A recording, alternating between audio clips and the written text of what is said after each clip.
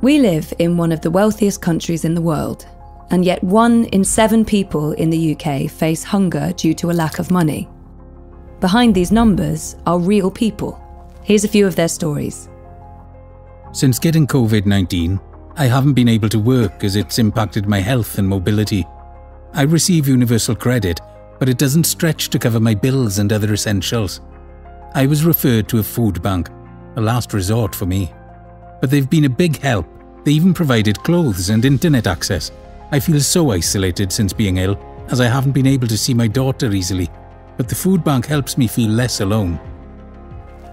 I worked at a factory on a 0-hour contract until recently.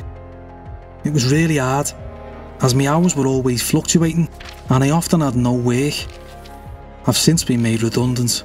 Now, universal credit and housing benefit are my only income.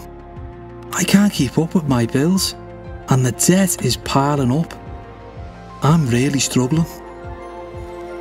Last year, I had to stop working when one of my children got sick. We couldn't access any benefits because my partner had a full-time job. We tried our best to manage, but struggled to afford petrol, clothes, food, and keep up with the bills, especially with the additional cost of parking from our hospital visits. Luckily, I was able to get back to work a few months ago, but now we're paying back money owed from that time and are still trying to catch up.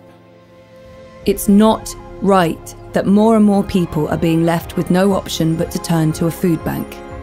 No one in the UK should face hunger. But there is hope. We know what's pushing people to need food banks, so we know what needs to change to make sure everyone can afford the essentials. Help us end hunger in the UK.